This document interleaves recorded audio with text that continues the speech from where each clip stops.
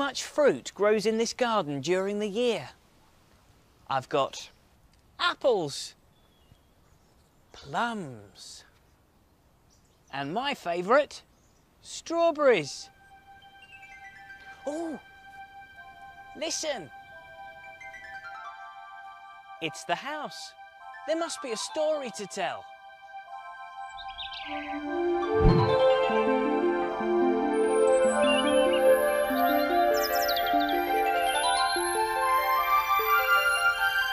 Step inside, all those who love stories. Look and listen, we've tales to tell of fun, excitement, magic, adventure, tears, fears and laughter, surprises as well. Step inside. Hello, everyone. Hello, Mr Mopple. Hello, Mr Mopple. We saw you outside with all that fruit, Mr Mopple, and it reminded Boris of a story. Yes, it did. but I'm afraid I've forgotten it. Oh, Boris! Well, now, let's think. What reminded you of the story? Was it the plums? No. Was it the strawberries? Yeah, no, it wasn't. Then it must have been the apples. Ah, yes, that's it. Stand back, Mr Mopple.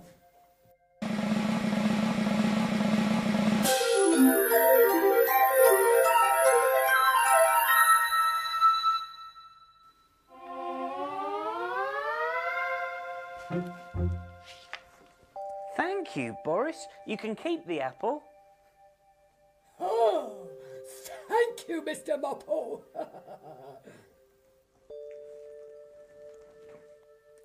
The story's called Little Mouse and the Big Red Apple.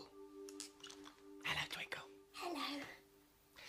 Mouse was feeling hungry one day when he came across a big, red, juicy apple. "Ooh, just what I fancy," he cried. "I'll take it home with me and have a feast. Oh, yes."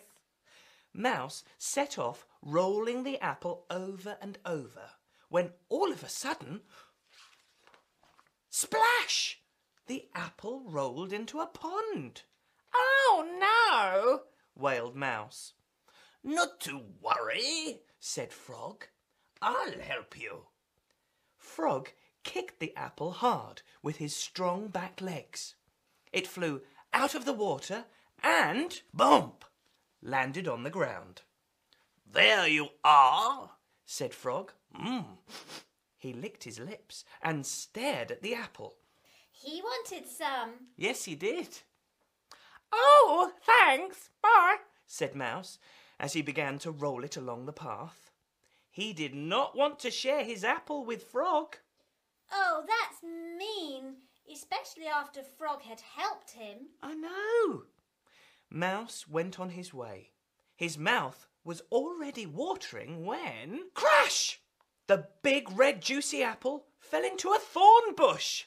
"Oh, silly me," muttered Mouse as he tried to rescue his dinner. "Ouch." Look, he's got prickles stuck in his bottom. "I see you have a problem," said Tortoise. "Leave it to me." Tortoise didn't have to worry about the sharp prickles. He had his hard shell to protect him. Tortoise crept under the thorn bush and brought out the big red juicy apple. "Oh, I'm ever so grateful," said Mouse, and he was off again. He did not want to share his apple with Tortoise. "Oh, I'll soon be tucking into that big red juicy apple. Ooh," thought Mouse, when... thud! The apple rolled into a log. "Oh, how do I get round that?" "Easy, mate," said Mole. "I'll dig you a tunnel."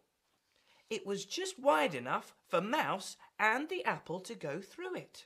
It's very kind of you, said Mouse, and he went on his way as fast as he could.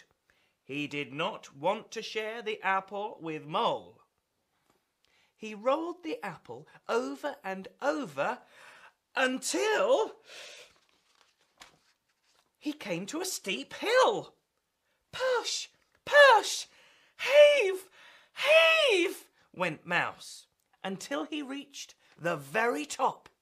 But as Mouse let go, the apple started to roll down the other side of the hill.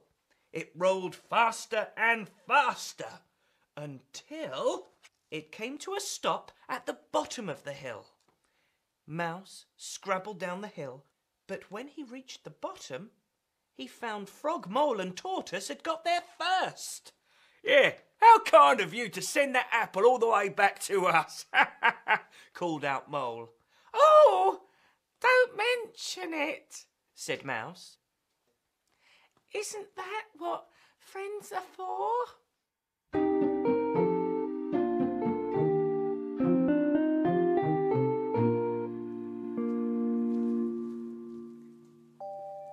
Thank you, Boris. That was a good story.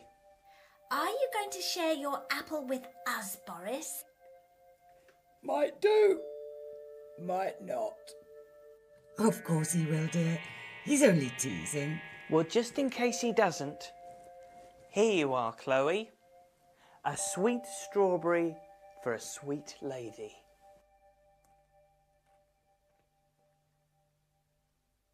Oh, Mr Mopple, that was delicious.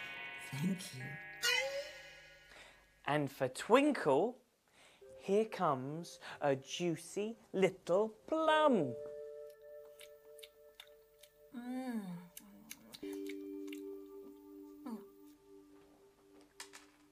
Oh yes, spit out the stone. You don't want to swallow that. Thank you, Mr Mopple. It was yummy. May I have another? Twinkle, dear, don't be greedy. Sorry.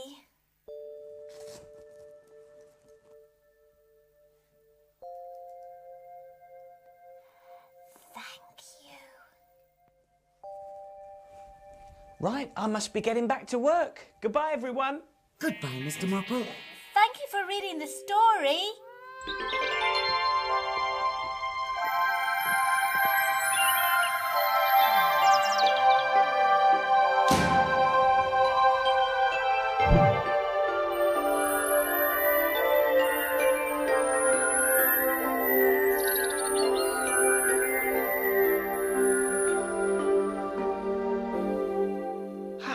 Just a few more apples to pick up, and then I can go home. I'll see you next time. Goodbye.